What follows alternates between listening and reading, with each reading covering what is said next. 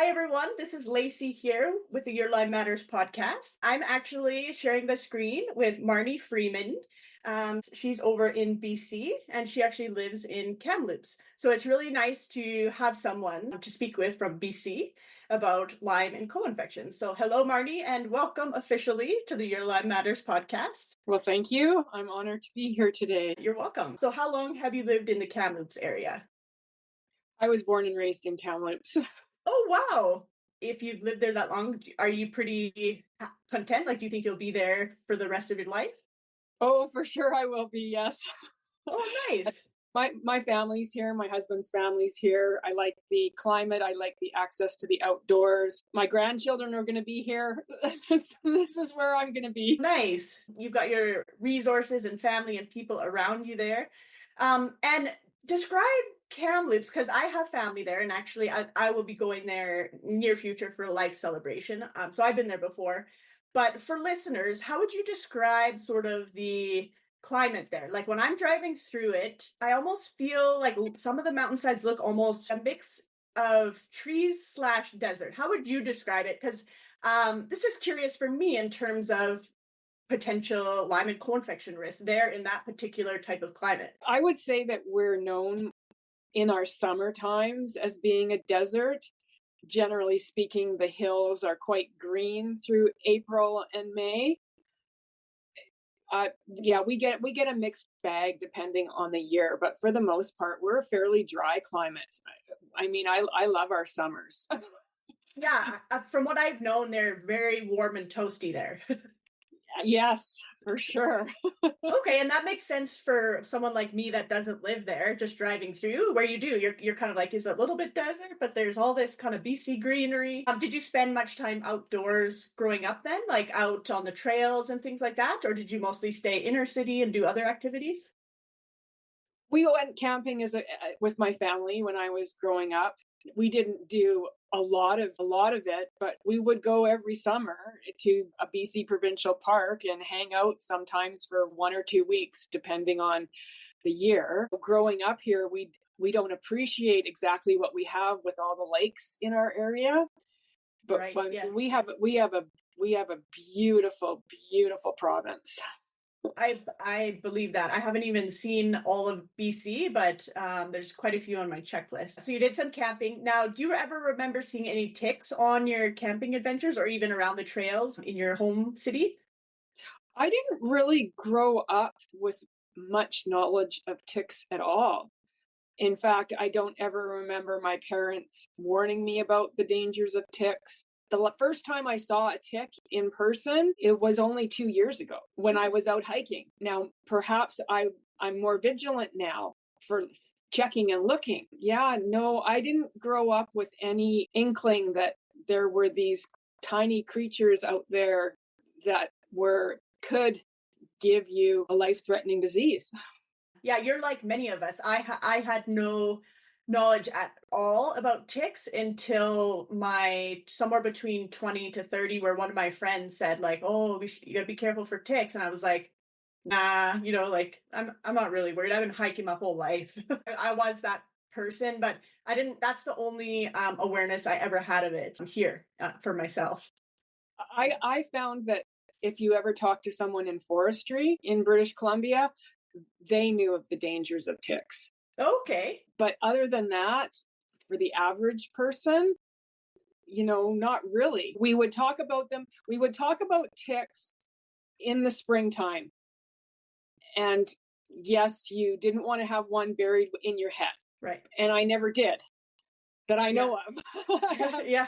I know that a tick bit me at some point, but I don't know where. Yeah.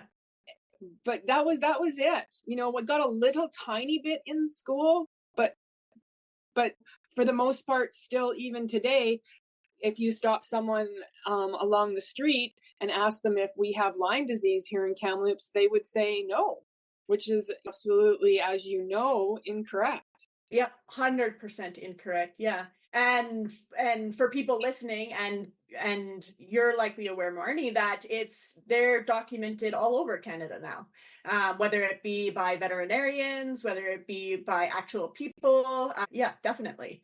If you have birds deer, white-footed mouse, all of these play a part in our ecosystem for the spread of the disease. Right. And Right? if you take what you just said there, most of the provinces have those things. Yeah. Anywhere where wildlife and human life intersect, essentially. And if you look at even here in Calgary, with the river going through, there's plenty of wildlife, and then the outskirts, it intersects there as well. So there's really not that many locations in Calgary where the wildlife doesn't intersect. Even the surrounding small communities around, the deer are right in your backyard. Birds are right in your backyard. Everything, the gophers, raccoons, and I think our people in the United States are finding that even in large inner city parks and things like that. And then it's again anywhere wildlife intersects or comes to. And as we know, birds fly everywhere. I have family in the Kelowna area, and in their backyard, 2 people in their family have now been bitten by a tick. So luckily they had me to bounce that off of really quick, and we got that sorted out. But I hear more and more people around me getting bit. And so, I guess I'm kind of leading into it now, which is where some of your advocacy comes into play, and we'll come back to that a little bit later on, but around the education, the prevention. And so so that's something exciting that you've done for the Lyme and even the external to Lyme communities. And so we'll chat about that more. But going back to what you were saying, you first saw ticks in the last couple of years. So it sounds like for you, is there sort of some uncertainty around where that bite might have happened, if it happened, or where are you at with that kind of hypothesis on how you contracted Lyme disease and co-infections? My best guess is that I contracted Lyme and co-infections in the 2008-2009 year. Okay. At the time, I wasn't traveling. I was doing a lot of trail running. Okay, yeah. I didn't see a tick. I didn't get a rash. I do remember a hellish flu. I remember visiting a doctor probably 10 to 14 days after a flu, saying, I don't know what this is, but I'm not kicking it. And from that point, I recovered from the flu, but I started experiencing some weird symptoms that just started, growing over the years. I often tell people it started with a metal taste in my mouth. Okay, interesting. I don't know how many other Lyme patients would say that. I believe the metal taste was from Babesia. When you research that particular parasite and what I was tasting, it's possible that's what caused it. The taste eventually went away and other symptoms prevailed. But that's where I started my journey. Okay, the metallic taste. And even if that might not be the most common, as you know, the specific mix of infections and how long they've had it and their access to treatment and their DNA all affects what they're going to present with. So it's helpful for you to say that you have that metallic taste, because there might be a couple other people that are like, yeah, I was wondering what the heck this metallic taste was that's not going away anytime soon and why I have it. So yeah, as a possibility, and in your case, could be related to Lyme and co-infection. So you said 2008, 2009, somewhere around there. How soon after those symptoms, or how did you kind of come to the thought, I wonder if it might be Lyme and or co-infections or Lyme? Well, it's sure a long story, so I'm going to keep it as brief as I can. Sure, yeah. Let's touch on just a few symptoms for our listeners. Okay. It's very common to have gut issues. If that's one symptom that many of us share, that could be acid reflux, that could be bloating, that could be issues with your bowels. So I was definitely experiencing acid reflux. I was also experiencing iron deficiency anemia early on. Okay. So I was tired. I was run down. Tried many things to increase my iron levels, and I was always or have been a healthy eater for a long time, but I wasn't making headway on the iron deficiency. The other early symptoms were the metal taste stopped, but I ended up getting a really bad taste in my mouth, and that ended up lasting for 2 years. I think the foods were hanging around for too long and they weren't digesting properly. That was considered a parasitic infection that I treated. And finally, after 2 years, I got some relief. And then the other symptoms started skyrocketing. Because it took 10 years for me to get an accurate diagnosis. Just so our listeners know, I'm not going to mention them all because we would be here for too long. I'll touch on the main ones. Sure, yeah. But it's important to know that Lyme disease mimics more than 300 different illnesses. Yeah. We are all similar but different. And some of the telltale signs are migrating joint pain. Pain for me was mostly flu-like. I just ached. But migrating joint pain can be very common. The other one that you need to pay attention to is that, generally speaking, we have more than one issue going on in more than one body system, because our body's divided up into about 5 different systems. And that's how you can tell it apart from other diseases. That's how you need to link the picture together, that maybe you've got something going on with depression and anxiety, and you are also experiencing gut issues. You're tired all the time. The list goes on. Eventually, you're not sleeping at night. The first 5 years were manageable symptoms.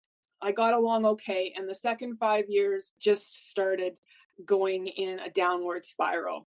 By the time I was diagnosed, I didn't feel as if I could keep working. I experienced terrible depression. I was having horrific anxiety. I couldn't be in a room with a lot of people or a lot of stimuli. I always worked in an open office environment and flourished in that setting. Getting me in the room with even family members was sometimes too much for me. I couldn't chop a carrot and carry on a conversation with my husband at the same time. So neurologically, it was affecting my brain. I didn't find out I had Lyme disease on my own. I had a naturopath that I saw for 8 years when I couldn't get rid of the iron deficiency anemia and the acid reflux, because my doctor just wanted to put me on pills and I didn't want to go on those pills. I was just in my early 40s. Mm-hmm. So I was researching some better methods. What could I do long term? But what I found out was that my naturopath, although very knowledgeable, was not Lyme literate. He watched me deteriorate over an 8-year period. And it wasn't until I sort of cleaned house, per se, of my practitioner team, because I'm a trusting person. I like to stick with someone that I know and trust. I wasn't getting better. I was getting worse and I didn't know what to do. I had tried mainstream medicine, although usually I got shut down and ended up having to revert outside of mainstream. I paid for a gastroscopy myself. I went to a neurologist. They were looking for MS. And finally, because I'd passed through menopause through all of this, I'd had a hysterectomy. I didn't know that I'd passed into the next phase of my life. Mm-hmm. So I started hormone therapy because I thought maybe that's it. Maybe it's my holy grail, but it didn't turn out to be. Mm-hmm. And my story is that I started to research a long-term healthcare plan for myself with someone who was knowledgeable in Hashimoto's, because I was diagnosed with Hashimoto's, and female hormones. I took those two and I said, I need somebody in my corner. Yeah. And I took a 10-year health history with me because I really felt like it was such a slow progression to the state that I was in, that maybe it was important. I didn't know. I just know when I felt my best, and it had been years and years and years of experiencing a progression in the wrong trajectory. Right. So it took a Lyme literate naturopathic doctor, because it just was a fluke that this woman that I walked into her office, she was educated in the diagnosis and treatment of Lyme disease. And it took her about 20 minutes to look at me because I told her one of the things that she said stood out was I told her that I can't think. I said, like, I don't know what's going on, but I can't think anymore, which I still find it odd to even verbalize those words. But that's one of that, in addition to, of course, all the other symptoms that she put together. She felt that we could be dealing with a tick-borne illness. Right, and that's right. that it started there. Then I got tests. Yeah, it started there in 2019, right at the beginning of the year. 2019. Sounds like ultimately where sort of things started to shift for you is with a LLND, so Lyme literate naturopathic doctor. And I heard you say earlier on that you were previously treated by a naturopathic doctor, so I'll say ND. I still have teeth missing from my illnesses. I had a lot of jaw and dental infections and things. So I sometimes just say it like the ND because sometimes my M's and N like Nancy sound the same when it's heard by other people. And so that's a result of the piece that's in my mouth temporarily to solve those issues. So, and for the listeners, again, to hear that, the validity on that we're still doing this podcast, even though it's hard to get the words out because of my tooth thing. But anyways, Marnie, going back to what we were saying is I think that this is a good spot for us to just kind of dissect for listeners on the difference between Lyme literate and not Lyme literate for us here in Canada. And you and I can talk this out together here. Like, how do we know? I'm going to use a random name like Joe. Joe here saying he's Lyme literate, but you go to see Joe and Joe doesn't know what mast cell activation syndrome is, or he doesn't know the proper research on mold testing. So it gets a little bit tricky for people to navigate. So what I'm wondering if we can brainstorm for people here right now is what is a list of diagnosis that a Lyme literate practitioner should really know to be able to properly rule out the things that prevent Lyme healing, like mold. And we'll go a bit more. I'd love to hear more in the future after we brainstorm this, if mold has affected you. I'll name a couple here that I feel, my own personal opinion, this should be very, very well known by any Lyme literate, whether it be a M like Moose, MD, or N like Nancy, ND. So, and when I'm placing orders on the phone, I have to say it so many times. So I always just default to that. I'm like, and I use Moose. And it's not just because I'm Canadian, it's just what pops into my head naturally. So, anyways, someone here, this is their first experience with Lyme disease. They have no idea how progressive it is in them, like what's to come, anything. So they're looking for a Lyme literate practitioner. What should this practitioner know about? I'll let you answer first if anything comes to the top of your head, and then I'll just jump in and add some that I know prevent or complicate Lyme healing. Sure. Yeah, I'm feeling like I should have studied up on this question. Oh, no, don't worry about it at all. Don't worry about it at all. What I would say, first of all, does your practitioner, does he know what the governing body ILADS stands for? And has he or she had any training according to ILADS guidelines? So ILADS stands for the International Lyme and Associated Diseases Society. And my opinion would be that most education and training should stem in some way from that governing body who's been around for more than 20 years. If you meet a practitioner and they say to you, I'm Lyme literate, what's ILADS? You might, that's okay. So I don't know if we can officially say that's a red flag, but it's not necessarily a green flag either, that for a practitioner. That's such a good point to bring up, because I've seen on their forum, they're getting more on Lyme disease and co-infections. They're medically backed by science and research. And there's also a lot of medical doctors and functional medicine doctors that are a part of that governing body itself in terms of seminars. If you're having conversation with a practitioner and they have no idea what ILADS is and the newest research for Lyme and co-infections, what's something in between green and red flags? It's close to red. Red. If they don't know what that acronym stands for. And again, so if they don't yet and they're a practitioner, they need to do their due diligence, because if you're treating a massive, complex systemic illnesses like this, you need to not be doing harm by not knowing your stuff, like the basics around this, right? So it's not to be messed around with. So if they don't know that and they hear this, this is their sign that they need to pop over to that website right now and learn what that means. No matter what no matter if they're and like Nancy, ND, MD, it doesn't matter. They need to know what iLads is, and they should sign up for their emails if they can and become members if they can. Okay, so that's awesome. I have one more. Yes, please. Okay, so a Lyme literate practitioner understands wholly that if you have a late stage infection, you cannot heal with antibiotics alone. If you are not supporting your immune system, if you are not detoxing, if you are not understanding your history and what else could be interfering with your ability to heal, then you're going to be led on a longer journey. Right.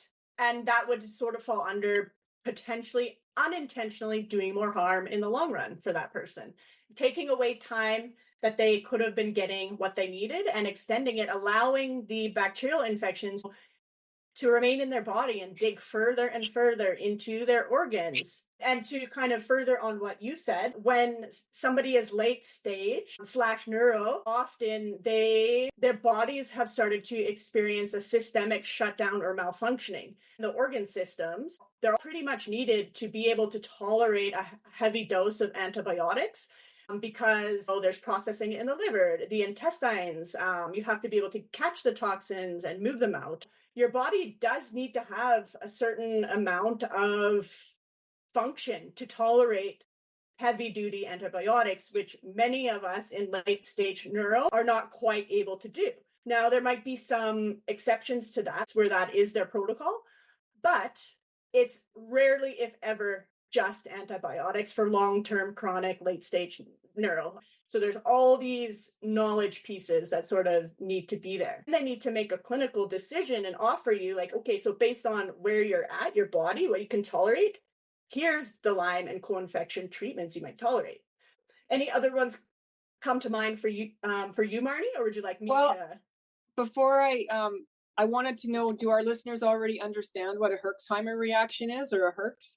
Do we need to talk about that? Marnie, a little bit? We need to a smidgen for the listeners. Yes, let's talk about that. Okay, let's just do this. Marnie, what did your Herxes feel like? If you take a bit to kind of remember there if you need to.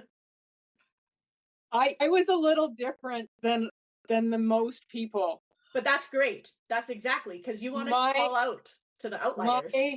My Herx reactions basically upgraded my existing symptoms, but never to the point where I was debilitated, which is supposed to be how your treatment plan goes. But I was very careful about introducing a regular extra detox routine. I used primarily infrared heat, and when I couldn't access infrared heat, I used Epsom salt baths and dry brushing. Okay, yeah. But we, as Lyme patients, need another avenue to help our bodies detox from the die-off, because the toxins that are released when the bacteria dies off are brutal on our body. And we have to slow down our treatment if the Herxheimer reaction is too strong, because we are trying to find something in the middle ground there where treatment is going to be hard and you're going to feel sicker and you're going to feel worse for some time, but it shouldn't, put you in so much pain or take you from a functioning individual to a non-functioning person. You need to perhaps back off a little bit or up your detox, right? Yeah. That's very well said. I don't think I could have said it any better myself, to be honest. I don't have much to add to that, except what I will say so people can hear mine, because I think not everybody had my type of Herxes either. Mine were heavy agitation and psychological, just terrified, kind of wanting just help, kind of if I could put words, I'd just be like I couldn't expel the energy. I just so mine were pretty severe mental health wise, in addition to the physical symptoms feeling worse too, just not feeling well and such. But yeah, exactly what Marnie said. I don't feel like I need to add anything to that description at all. That's a herx. Yeah, there's all different presentations. No one herx will be the same. But again, if you're looking for a practitioner, they should be respecting if you say that was actually too much. They should be adjusting accordingly to, they can't really go by just one thing. They have to adjust it based on the individual person. And so that's also good to know. I'll add in a couple more of the big ones that are known to prevent or complicate or slow Lyme disease healing. I'll leave the one that we're going to talk about till last, mold. The other thing that I would say a practitioner should be pretty well educated on the testing and treatment at the very least, and what that looks like in a person so that they can actually tell that person a recommendation if that's affecting the healing. For me, that would be CIRS, chronic inflammatory response syndrome, because that's kind of tied into sometimes mold exposures and things like that. There's a whole protocol sometimes that needs to be done early on or in conjunction with Lyme and co-infection for some people, but you need to sometimes get the CIRS in control early on. I would say there's certifications for that. It's not necessarily that they have to have those certifications. They need to have the CIRS questionnaire screener, and they need to know that there's blood testing that can be sent away to heavily show that you might have CIRS affecting the whole greater picture of Lyme and co-infections. So that would be one I'd add on there. The other ones I would add on there would be mast cell activation syndrome. The short abbreviation, if you hear it on this podcast going forward, is MCAS. And then the other one would be multiple chemical sensitivity, so MCS. I feel like I might be forgetting some abbreviations. And then the other common ones would be if parasites are affecting your intestinal function and ability to heal from Lyme, and would also be if candida's sort of taken a larger role in your body that it's meant to have, because we do have a little bit of candida in us, but that will start to prevent and mess up the speed of healing as well. Any other ones that I'm forgetting, Marnie? I could say definitely there are patients out there who, if they were to do this all over again, would have an extra look at their gut and what foods that they may or may not be sensitive to.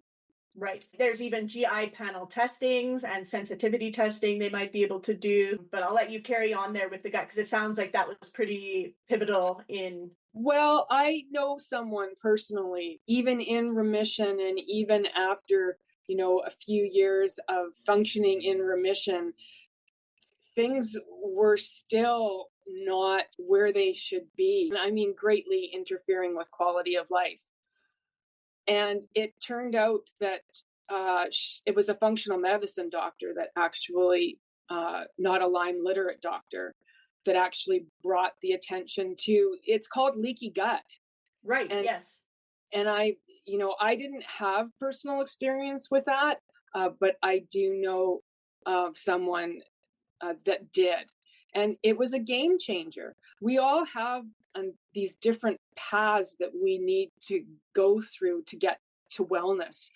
For me, personally, neural retraining, that has been my game changer. And I wish I had started it earlier on in my treatment. Neural retraining is where, through our journey through diagnosis and treatment, the neural pathways in our brains have actually changed and they form a loop, and they keep our immune systems overreacting and they keep our nervous systems in a dysregulated state. And I can say that just those two issues alone can keep you sick and keep you from functioning and working and being joyful and happy and having energy. And I felt flu-like all the time, and I was tired all the time, and I couldn't cope, and I was I just felt sick. I didn't feel like my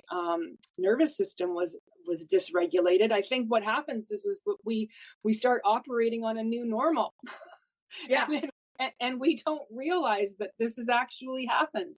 Yeah. So that was my game changer for me. Yeah, so the whole GI, so gastrointestinal, and it sounds like, so Marnie mentioned SIBO, small intestinal bacterial overgrowth. And then there's elements of leaky gut. So yeah, as we're describing this, you can see how much education is sort of ideal for this type of practitioner, that they really sort of have to dive into this stuff and say, okay, I'm going to specialize in all of this. This is my new area of medicine.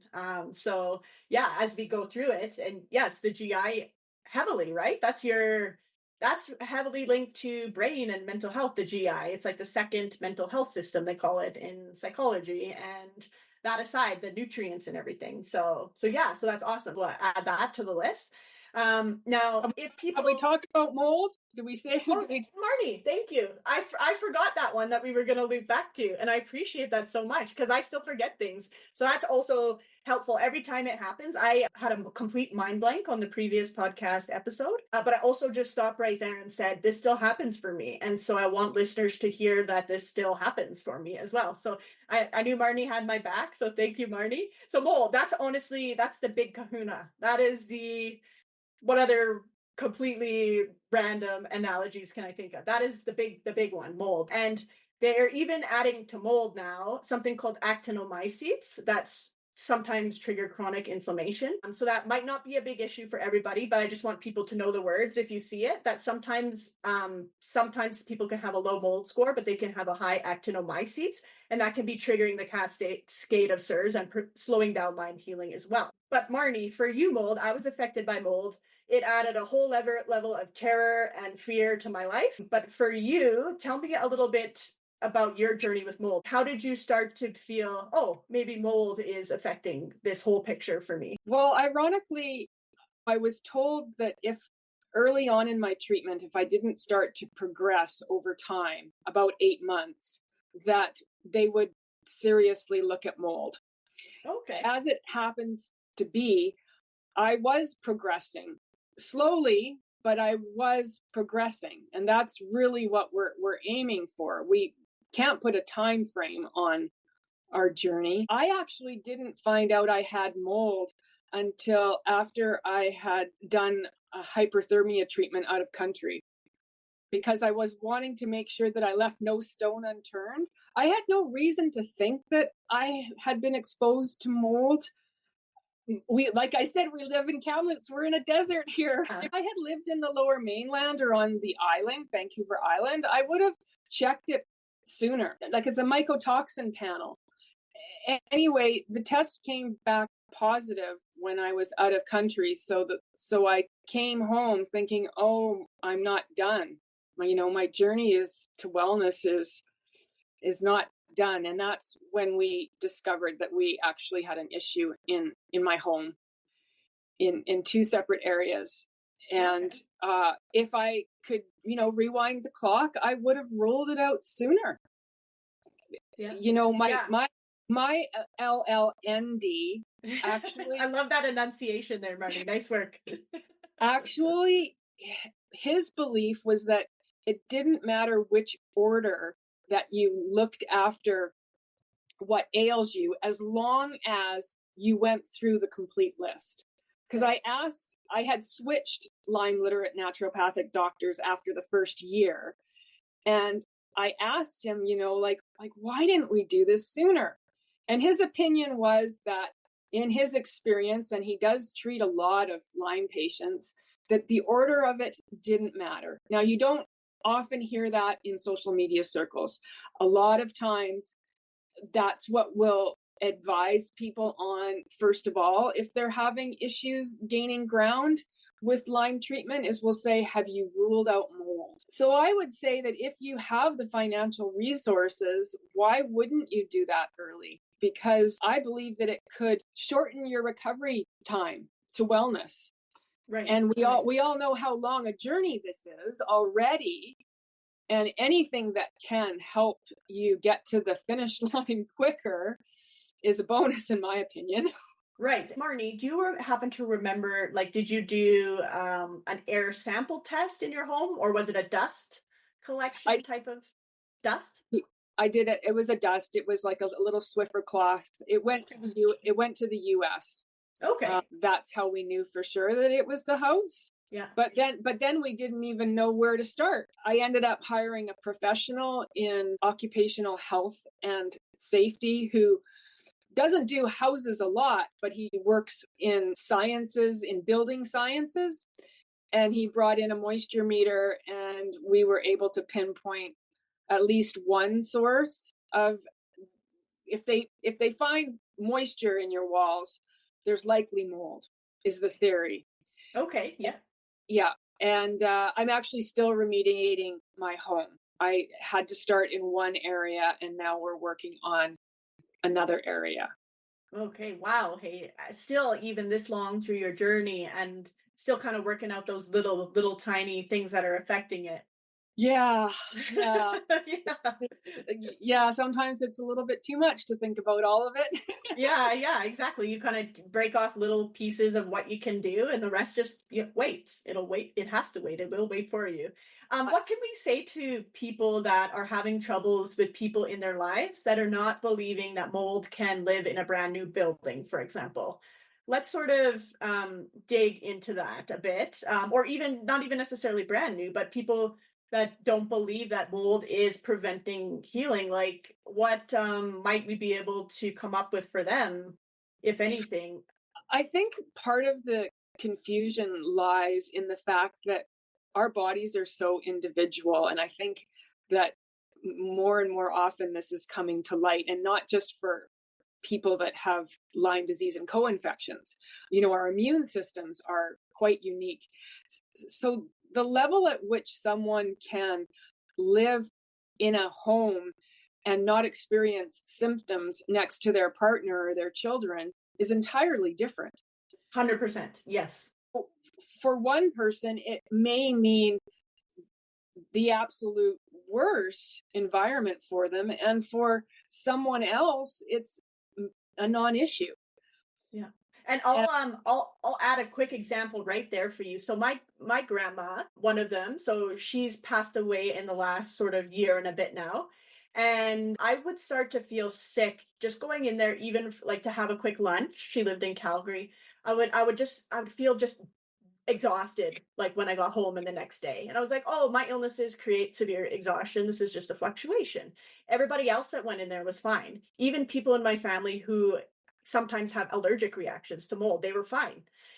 So I started to try to decrease my time in there. And then after, when people were renovating our house for a sale in the future, black mold, you could see it, black mold. And I was like, okay, this makes sense now. And even other people, they started to be, over time, they had no symptoms, but in their cleaning up to sell the home, they were starting to feel sick as well.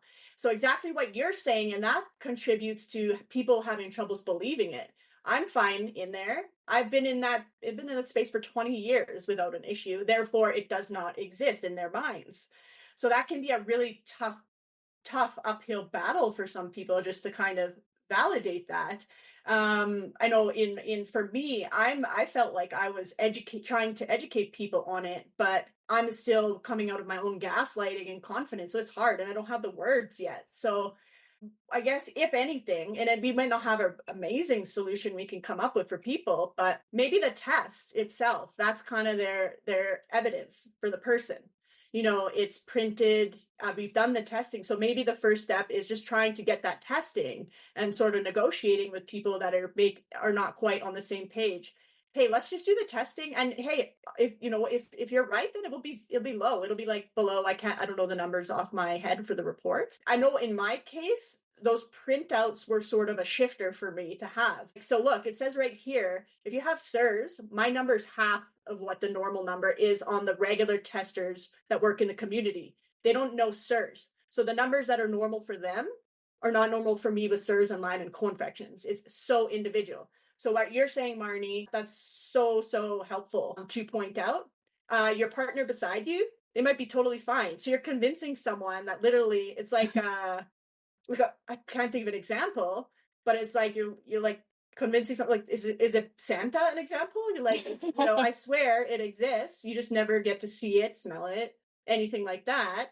I swear, it exists. And they're like, I don't know about that. So maybe even just us sort of validating that for people going through it. They're like, this sucks. I would love to do this whole mold process, but there's these people are making it be, it's really difficult. Like I'm coming into conflicts and things. So I guess kind of jumping back for you, Marnie, did you notice that for you when you got those reports that was sort of the confirming point for you, like, hey, this is real, we need to sort of get on this now? Or how did it go for you going forward? Well, as soon as I got the test results and I was coming home, I was jumping on it immediately because I wanted to feel well again.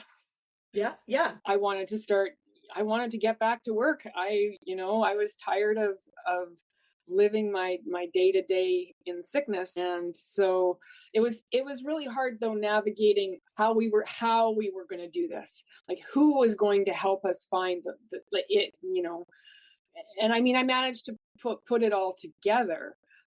Coincidentally, the treatment that I used with binders and such to rid my body of the mycotoxins actually had a lot less effect on my overall health compared to neural retraining. Okay, interesting. And that is not necessarily the norm, but I don't believe that it's also uncommon, because Okay. I'm still living in mold. But with the neural retraining, your body becomes less sensitive to chemical sensitivities. It could be food sensitivities, it could be mold. So I'm still going to get rid of it. It's just that I am happily living together with it right now. You've made peace with, the what's out of your control. But I also think that's important too, because not everybody can do it right away. And I remember being terrified. I remember going to my family, like I had ended a relationship. I was just unexpected. I'm having to move in with a family member, and trying to navigate all of this stuff was just this was just enough stress to break me just in itself, this one tiny part of the whole 8-year journey. And I think a lot of people, it is exactly that. Like, it's a stress to navigate, like, which testing do I do? And then the dynamic around it. And so also I had a practitioner tell me this one, I'll say I fired her. So basically, me being terrified, she told me basically, if you cannot move out of the mold, I will not treat you any further past that. If you will not move out of the mold, the treatment stops at the exact basic level we're at. I do not treat you for Lyme and co-infections. And I remember telling the people around me, I'm like, I can't, she won't treat me. Like, if I can't move to a place that's low enough for the SIRS scale, like, she won't treat me. And then I found my team that I'm with now, and that flexibility. Okay, you can't move out, but I think they recommend HEPA air filters, as many as you can get. There's a lot of brands. I use Air Oasis. So that's that. They recommend open windows. They recommend you getting outside, even if you don't want to, just to give your body and nervous system a rest from potentially what the cells can perceive with mold as an attack, a cell danger. Marnie's an example, just to ease your nervous system a bit, hearing this. Like, Marnie is, I think how far healed would you say out of 100%, if 100% is pre-illness health at least, or better? I'm at 90% most 90%. days. Yeah. So Marnie is an example. She's 90% healed, and that's living in a place with identified mold that she's doing her best to sort that out as soon as possible. So on the forums, when you hear the back and forth, people say 100% no, you must leave. If you can't, the show must go on somehow. So it might not be as heavy of treatment because your cells are too threatened by the mold. But it sounds like in Marnie's case, probably the brain retraining is super helpful for that, for her to be able to continue living there. Anything you'd like to add to that at all, Marnie? Well, I think you did a very good job of covering most of it. Okay, fair enough. Thank you. So you're remediating then. Now, does that involve fogging and doing that kind of remediation, or where they're using air scrubbers and sort of sealing it off? Are they? It's in the wall, so the insulation. So basically, the drywall's coming down and the insulation's being removed and replaced, and then we actually discovered the second area by accident, because we didn't really know it existed. We knew for sure about the first area, and we remediated that room. That's where we started. And then I did a thorough clean of the house because I thought that we had gotten all of it. I used a product called EC3, which my naturopath recommended. Yeah, I have those candles as well. Yeah, Okay. and they're known to drop you could tell I combined the word mold and particles. They drop mold particles from the air down to surfaces for you. I actually will light those certain spaces. Yeah, so EC3, definitely that's one that people talk about. And my naturopath cautioned me about all the information in mold groups. He didn't believe that I necessarily had to throw everything away. What we needed to do is we needed to bring the load down. And he recommended that I do a thorough clean. And then after the mold was, we get rid of the mold first. Then we do the thorough clean, light the candles, those types of things. Then we retest. And he said, as long as the testing comes within a certain limit, then you should be able to live happily in your home, which is yeah, and again, super helpful for people to hear that it's not, and this is, I think, is something you probably see in forums as well. The fear is basically, can I go anywhere? Will I be able to go anywhere? I mean, the idea is when you start researching mold is that it exists everywhere in our environment, particularly outdoors. It does come down to, I think, the balances of the different molds together. So yes, certainly black mold is not good. And then for indoor air quality, it's not good for you at all, but it's everywhere in our environment. You're not going to get away from it per se. Yeah. The readings for mold, because I have readings done, they were higher just outside my house than they were inside. Okay, there you go. Yeah. And that was, do you know if that was air that they sucked in for that, or was that also surfaces outside? It was air.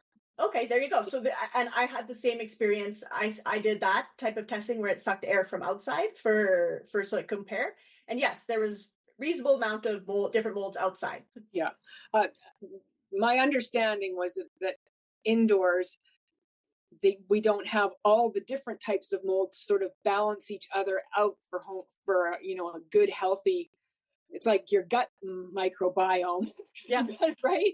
That's good for people to know that there is mold everywhere. Now, Marnie, when you're going out and about, were you sensitive to anything like shopping centers, restaurants, staying over at hotels or anything like that? I was sensitive to lots of lighting, and too many people.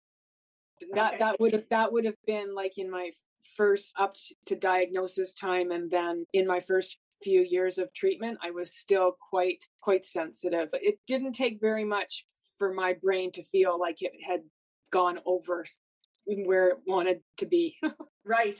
And I think you're putting the words for people with neurological Lyme right now, because I didn't have those words when I was in the worst possible state. And those are the words I wish I could explain to people exactly. The overstimulation, sensitivity, even a sadness, like watching a sad movie would at some point flare me up. I was like, are you kidding? So I can't be sad, I can't be happy, I can't be angry. I can't be any of these. The hardest one is realizing that good stress is bad for your body when your nervous system is dysregulated. Yeah. It interprets it the same way. So you're trying to get back to your pre-illness living normally, and it's not as easy as it sounds, because good stress puts your body right back into what it perceives and is ready for battle again. Yeah. It's like, okay, good stress. It tells you you're not safe. And it's like, well, like, come on. Yeah, exactly. It's sort of just a vicious cycle of sorts. Yeah, but I'm glad to hear you're slowly remediating, doing what you need to do. Off the top of your head, so you were diagnosed with Lyme disease. Did you have any other co-infections with it that they diagnosed or that they clinically suspected or diagnosed? I also had Bartonella and Babesia. Okay. Marnie has a platter of diagnosis, a long time for these infections to kind of get all through her body, brain, neurological symptoms. She's found a naturopathic doctor, an ND, who's sort of got the reins on things now. In your opinion, enough knowledge to kind of take you through treatment. The I have an ND? I have an absolutely excellent LLND. I feel blessed Awesome. to even live in British Columbia where our naturopaths can prescribe antibiotics. Well, that is so handy. That's awesome. We hear that in the groups that you guys in BC have that. I think we still don't have that here in Alberta yet. But for people looking for an ND that can prescribe antibiotics, check out BC. There's a few that are able to do other provinces as well. You're going through the treatments and everything. You know that mold is a confounding issue as well. Is there anything that sort of throughout this gave you the will to keep going or the hope to keep going? Like what, if anything, would you say helped you at the end of the day keep fighting through this? Because it sounds like a heck of a long journey, a heck of a lot of systems affected here. You're describing all the systems mostly being affected. What did you reach for throughout this? I would have to say, like, at the top of the list is that my faith in God and my Christian background was ultimately what anchored me in trying to find the will to continue to live, because there was a point at which I did not. The journey through beating Lyme disease is not linear, and that's very difficult to accept because you're going through highs and lows all the time. I would say that God placed some very wonderful strategic people in my life Okay, to help me beat this disease. I became an admin on a Facebook group called Lyme OhOh Canada. I was 1 year into my diagnosis at that point. So I've been an admin for 4 years, and being able to help others navigate this journey and or educate them on an acute infection so that they can get proper treatment early on, that kept me going. Did you go to a church type of place for this? Did you have a community there? Or at some point during COVID, things were virtual for a while too. Was it reading biblical scriptures or all the above? It was definitely a little bit of everything. I was raised as a Roman Catholic, but I was going to a Protestant evangelical church where I found great solace in the readings from the Bible and, you know, how they were connecting with parishioners. And ultimately, I often would go and cry. Mm-hmm. Yeah. But, you know, I did feel better when I left. There, oh, you honestly, I feel like just that there, we need to stop and dissect that, Marnie, because I cry frequently. Sometimes I know why I'm crying, sometimes I don't, and I'm about 75-ish% healed. And at 65, I was like, oh yay, like when does it get easy? And then I hit 75 and I was like, oh, I'm crying all the time. Mine is driving my car. I process and just cry. Music. Right. I think there's obviously a point where it's like, you know, if you're becoming super depressed with the crying, but crying also physiologically is known to help balance your body back out. And there's actual chemicals and hormones found in tears that are excreted that your body wants out to sort of help with the balance and processing. So I'm all about crying, Marnie. Good. Cry away. I you know, I strategically put a plan in place.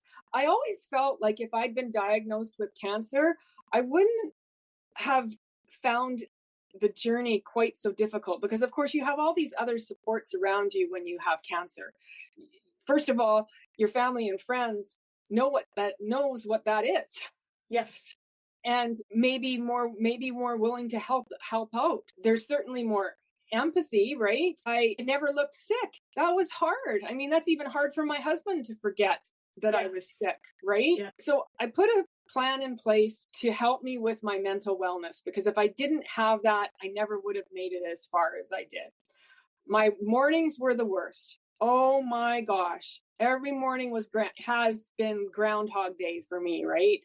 Like my body. Do you do a lot of your pills in the morning still? Are you still taking much now, or? I've just almost weaned down to nothing. Not quite nothing. I'm still taking hormone therapy, which I may continue for the rest of my life. I haven't quite decided. Yeah. And I have just another like 4 supplements, you know, compared to the 20 or 25. Wow. I mean, your life is regimented. Like, you've got to have some on an empty stomach. You've got to have some with food. You've got to have some morning, noon. I mean, you have to keep a whole list really to stay organized. But for the mental health aspect, I put a plan in place that would get me out of bed in the morning, generally, because if I could get through the morning, I could flutter along through the afternoon. I mean, I might peter out by 6:30, which was fine, and I might not be productive, but at least I wasn't in bed. So I would always say, well, if I could just get myself out of bed, even if I do something for 2 hours, if at that point I do need to go back to bed, then by all means, I would go back to bed. But usually if I could get past that, that getting up, I used to plan my exercise in the mornings. I used to plan a date, like a girls' outing. I mean, we had COVID right there in the middle. And actually, it was a blessing in a sense for the timing of COVID, because everyone in the whole world was plunged into uncertainty, just like I was. I was living every day in uncertainty. And now everybody else was too, just for a different reason. I like that we both laugh with each other. Like, we're not happy that COVID affected the world and everybody in it, but it's like we're stuck where a lot of us are stuck, like in our beds or in our houses, and we're scared of contracting things that will wipe us out for a year if we get exposed to it, bacteria and viruses. And everyone else is concerned about that for a short period of time too. So we feel like we have unofficial, it's like, hey, we're not alone. If any, we're not alone now. That's exactly what it felt like. But I started doing yoga in the last year and a half. I do daily meditations. That's quite helpful for regulating your nervous system. I thought yoga was enough. Turns out it wasn't. Getting some laughter into your everyday is so, so important. It can boost the right amount of chemicals in your brain to at least make you forget just for a little while what you're dealing with. Yeah. And you do have to get enough social. So planning with your girlfriends or, whoever, my grandchildren actually in the last 2.5 years, because I became a Nona about 2.5 years ago. That was a huge boost to, like when you're trying to put a few things into your life that are going to make stress fall away.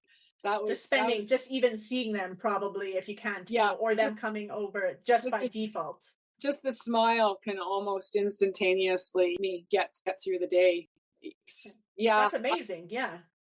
Anyway, I was a planner before the illness, and I felt like if I could put some planning into how I was going to tackle this journey, that it would help bring not certainty, but it would help make my body feel like I was doing everything that I could for success, right? Like we're ultimately trying to get to remission and feel better. Yeah, it's interesting that for you planning with your day, there's a little bit of structure in there for the morning.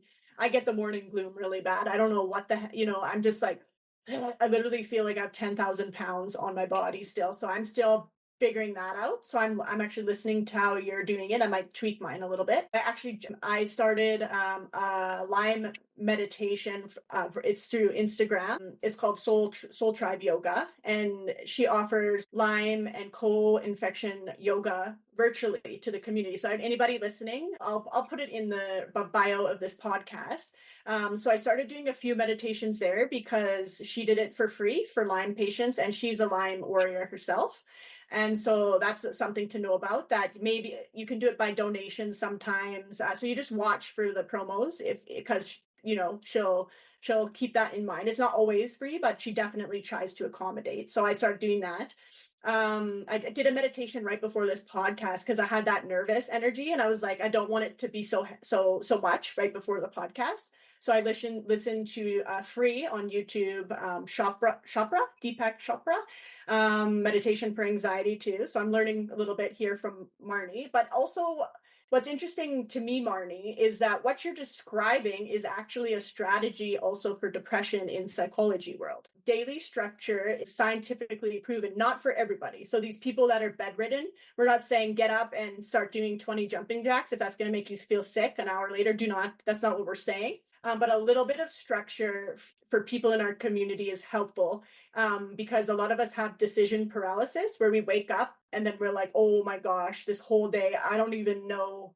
And then you don't want to get out of bed either from that. So what Marnie is, maybe without knowing, maybe she knew, I don't know, is actually, it's a psychology strategy for depression. I just wanted to kind of link those two together for people. Now, again, if there's family and friends listening and they're like, see, Joe, you need to be doing this all through the day. Like, that's not helpful per se, because Joe's not got treatment yet. Joe's still bedbound. Joe can't overexert himself, right? So I always wanted for the people in external to Lyme community coming in hot.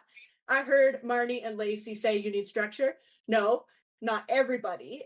Maybe if they're bedbound, debilitated, maybe the only structure is that you're helping them get themselves fed, for example. But it's awesome for Marnie to say that. For some people, they might hear it and say, okay, I need to the day before write out a bit of structure, or a week. Or Marnie, what would you suggest for the people that can't do it themselves quite yet? Like anything, because in your case, it sounds like you're able to make this structure, or did you have to seek help from someone to figure out what works for you? Yeah, I was still able to put a plan together for myself, even when I was at my sickest. Wasn't able to do other things, but I was able to. I think what it was is I made it a challenge to myself. Like, I thought back in my life on, what in my life so far has been the most challenging and what's been the most rewarding, and, how I used to run marathons, for instance. And I thought, oh my gosh, like beating Lyme disease, it is going to be ultra, ultra, ultra marathon. Oh yeah. Exponentially, like, and how am I going to tackle that? How am I going to break it down? How am I going to make baby steps through my days? Because ultimately, you do need to implement those very, very small, minute steps, whatever they may be at whatever stage you are at. Yeah. Yeah, and you said it ultra. I'm not a runner, so I know that means very, very long running. And then my brain went to like Ironmans, but no, Ironman is not that long, steady all the time. And so for those with Lyme and co-infections, or those who know somebody with Lyme and co-infections, hear that. It is the long, steady sloth. And there's not just one treatment. That's just, if you had it a long time, you're exempt from, unfortunately, a quick round of treatment that's going to solve the issue. You have too many systems that are shut down so you got to reactivate them and go from there. So I really want people to hear that and validate that from themselves. Is like, the reason you're feeling burnt out on year 5 is because you've been doing it for 5 years. The reason you're feeling burnt out with your medication regime is because you've been doing that for 1, 2, 10, 20 years. I feel burnt out. I felt burnt out this morning. I looked at my pills this morning and I was like, I feel burnt out with this. Yeah, like the pills. I was like, I'm going to need to try to figure something out here.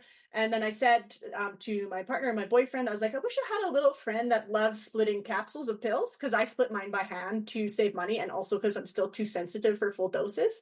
And it's cheaper to do that than getting the pharmacy to do it.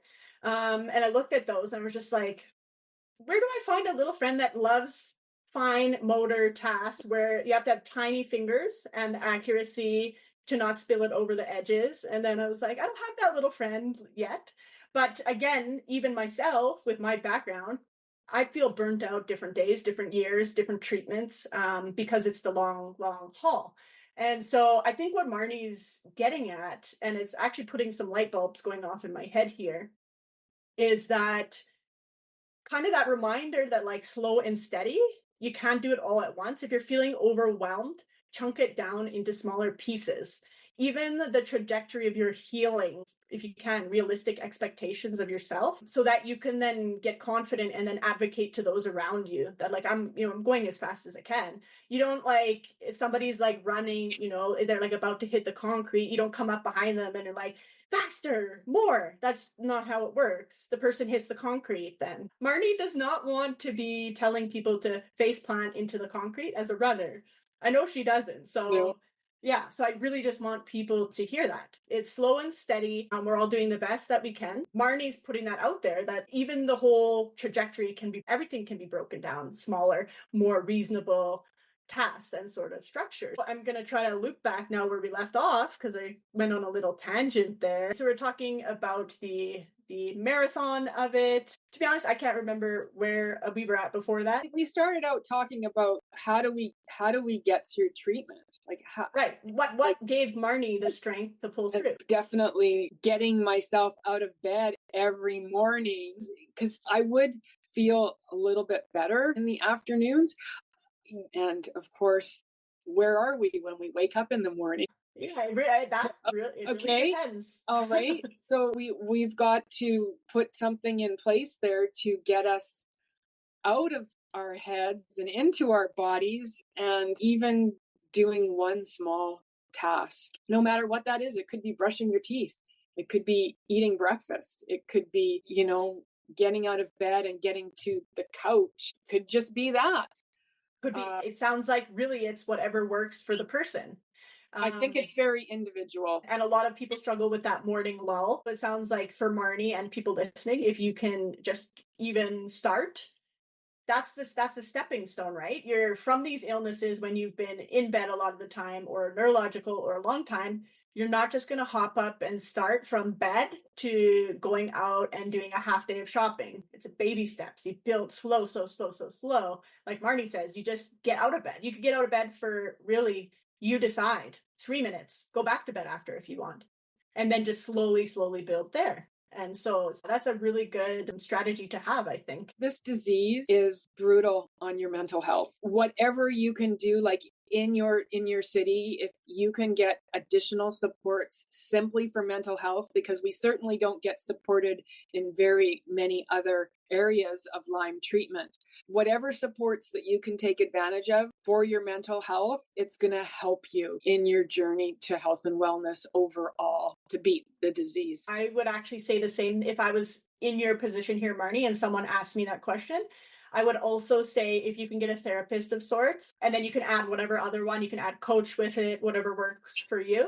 But the therapists also do a lot of, depending what type of therapist you choose, they actually do daily structure. Lots of practitioners I know, like they will, if they see that getting in the way of the rest of your progress, they'll say, wait, we need to sit down and break down your day. And this is our goal for therapy now. So that is in the scope of some therapists. Marnie, so Alberta, we actually, in our system here, we have some therapy covered. So it's like limited. Usually it's supposed to only be about 10 sessions, but sometimes you can push it a bit past that if the therapist feels you need, and it's free, but you have to be rated moderate to severe mental health. It's okay if you haven't looked into that. Maybe you had benefits or something along those lines. Do you happen to know if BC has something like that? I'm not entirely sure. I know that access to mental health treatments since COVID has greatly increased.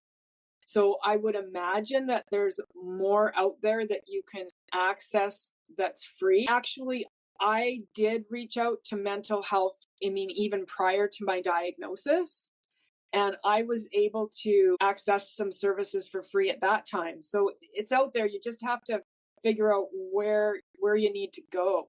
And a heads up for people, if you're searching a therapist profile, look for the word sliding scale. That's what therapists used to say. If you have no income, we're going to slightly adjust the price for you. So look for the word sliding scale on their profiles, because that means that they're willing to flex their prices slightly for you. And then again, for people in Alberta, super helpful. And Marnie's suggestion from her personal experience is get one sooner than later if you can. If you can afford it, do it. Yeah. Interestingly enough, if someone was to say to me, what were your worst symptoms? Depression and anxiety were in the top for me. Oh, okay. With this disease. So you would say those were just as bad or worse than some of the physical symptoms? Absolutely. And because once the bacteria passes the blood-brain barrier, I had to prove to myself that we weren't dealing with a mental illness anymore.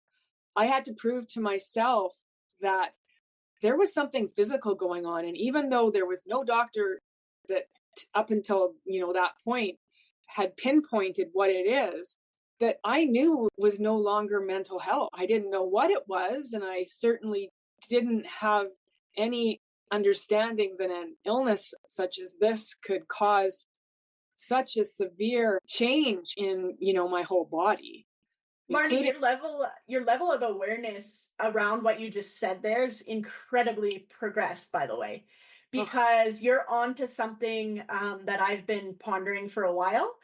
And so I'm gonna take a dissection pause, and then dissecting, as from the previous podcast, if you listen to that, that's the word I feel like going with for now. To dig, to we need to piece this together, because yes, some people, these illnesses make previous mental health worse.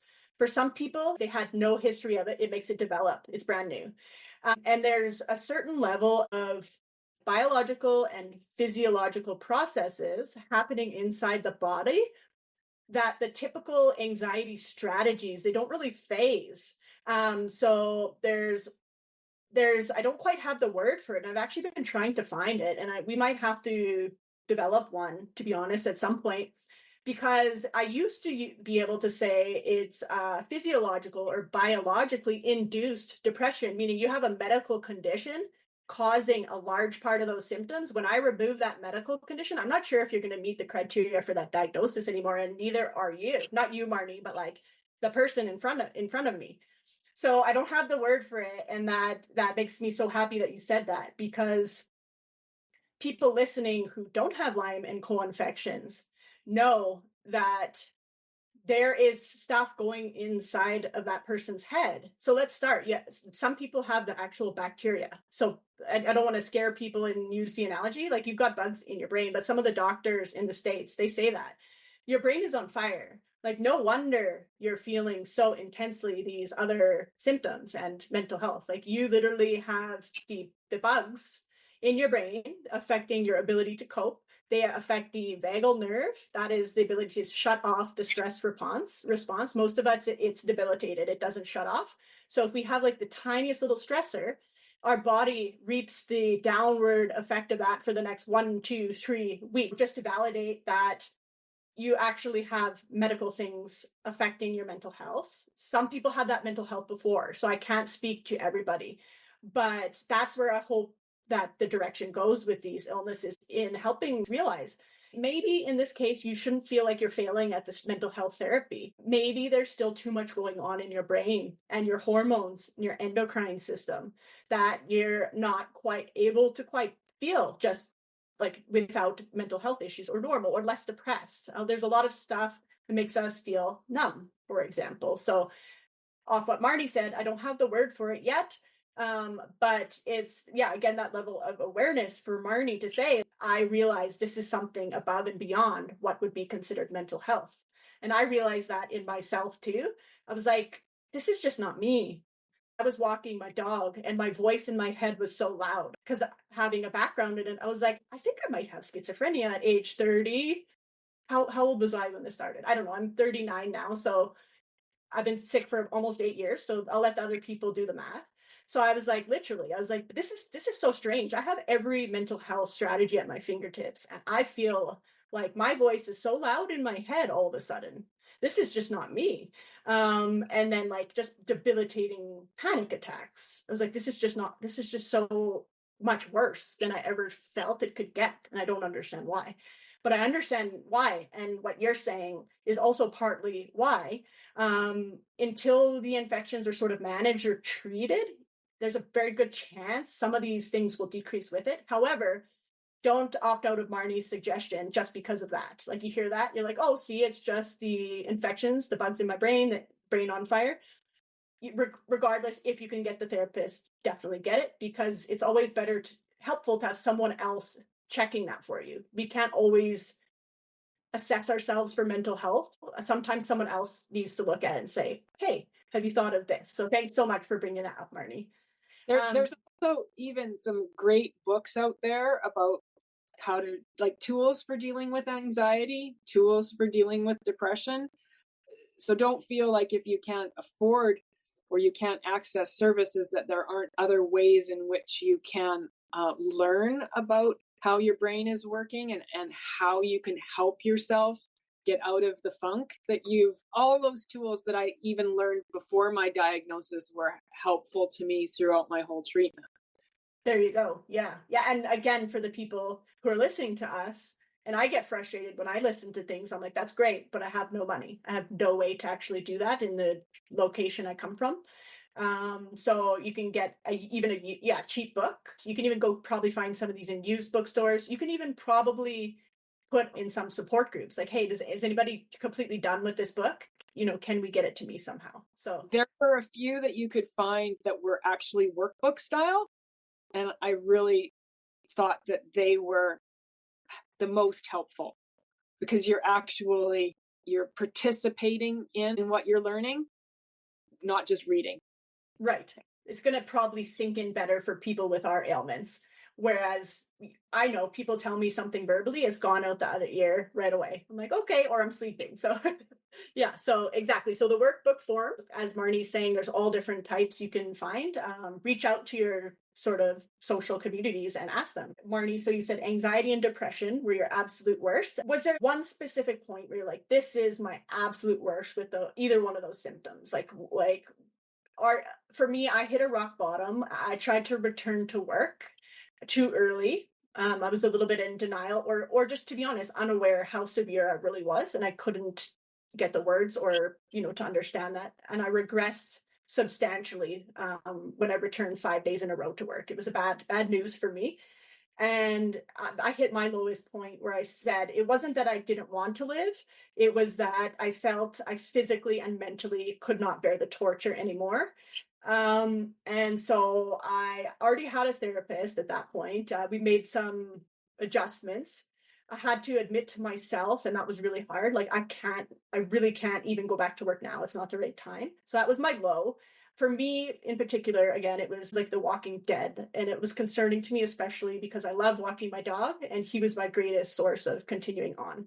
And I was just numb. I remember just walking the trail. I was just like, I can't be here anymore, type of thing. I can't do this. I don't have the funds. I don't have the support.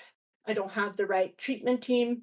And I was just like, I can't do it. I just can't. So I reached out, with my background, and we sort of, again, made adjustments. We got on the right treatment path. And that in itself was enough hope for me, just getting on the right team and treatment path. Do you recall, Marnie, did you ever have any moments like that where you're kind of like, I'm at my wit's end?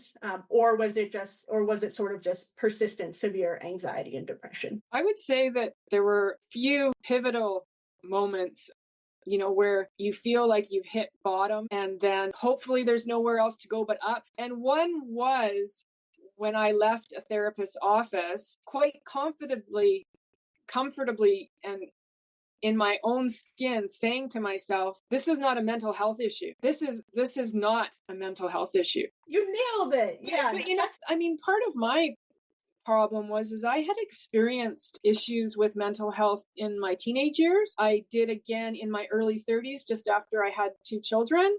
Mm-hmm.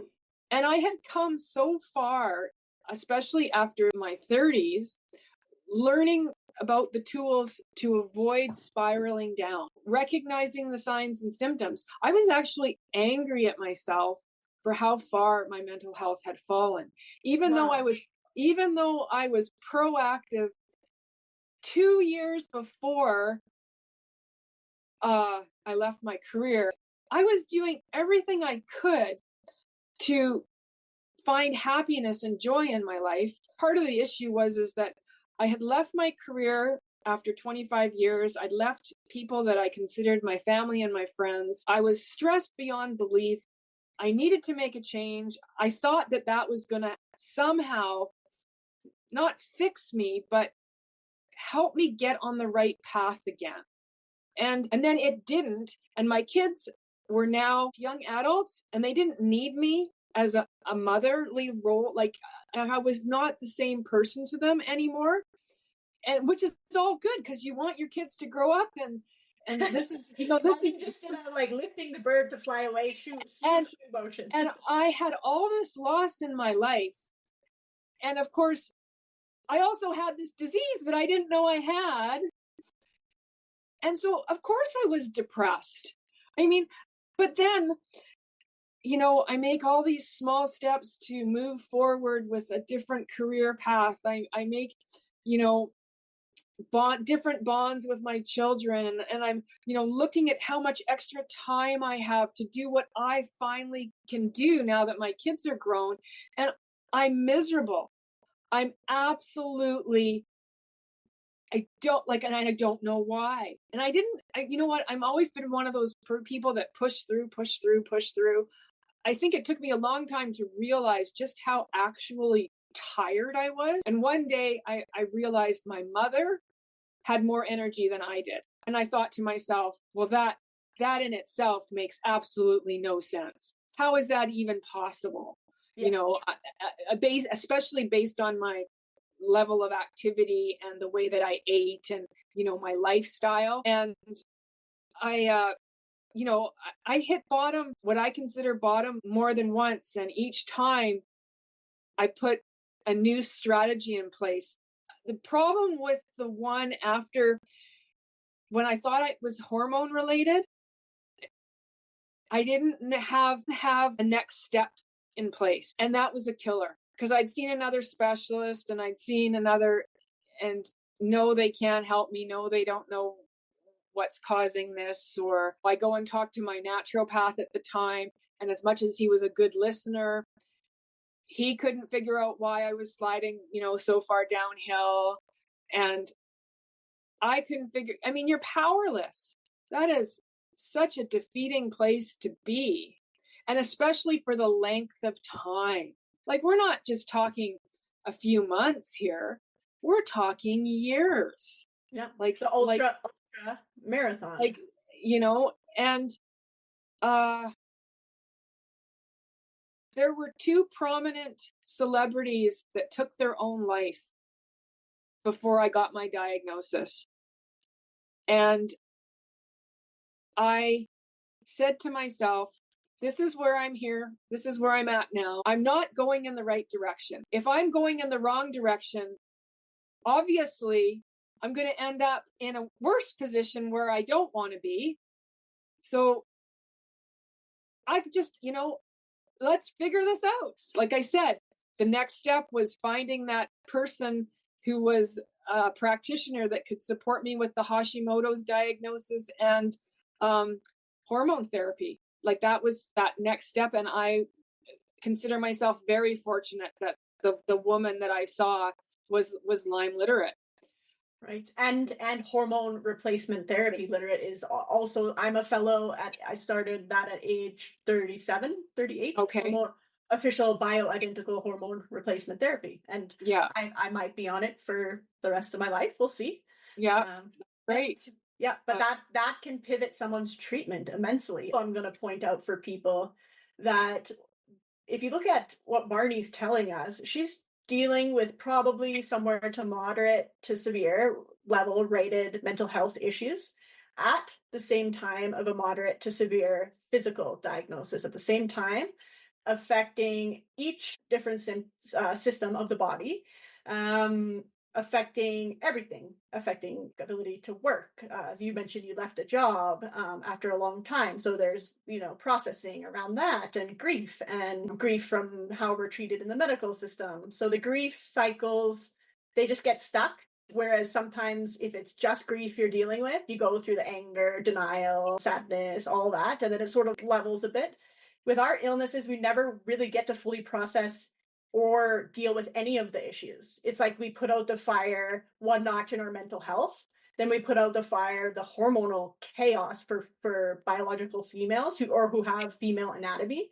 That in itself, one diagnosis debilitates people. I see social media accounts all the time, endometriosis, like menstrual cycles, early menopause. I'm somewhere around early menopause symptoms myself. But yeah, so when you put it like that, the question is not why would Marnie be depressed and anxious? The question is, why wouldn't Marnie be depressed and anxious? And I think we really want to drill that in here.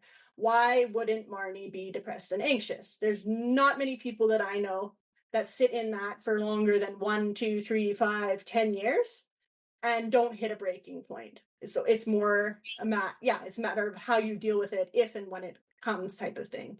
In an ultra marathon, you expect maybe one central system, so maybe your mental health to be affected. That's a battle enough that puts people on disability, medically recommended sometimes. I think I kind of want to switch that to, why are some of these people depressed? Why aren't they? How would you not be with all that going on and still having bacterial and viral loads not quite managed in your body and things treated?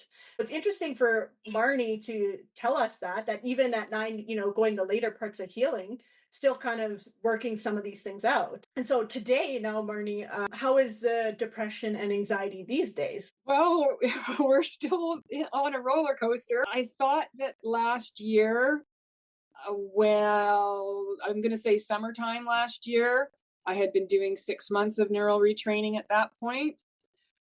Things were coming along really well.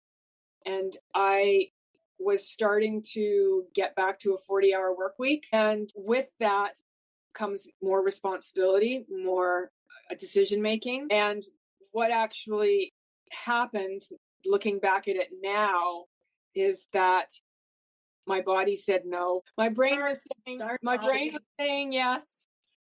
But my body was calling up some old trauma from previous years where I was working and every day was, I've just got to get through today.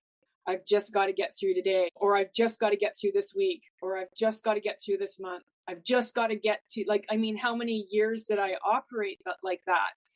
So right now, I am still currently working on neural retraining, and I'm going to be focusing more on the trauma aspect in a few more weeks, because I was so excited to get back to a 40-hour work week. This has been my goal. Now, why has that been my goal? Well, I worked part-time when my kids were young. And so I really don't feel like I've had enough time to make a mark on the world, I suppose. Okay, and I do have my own business now, and I work part-time in another area, but I still feel like I have something to offer.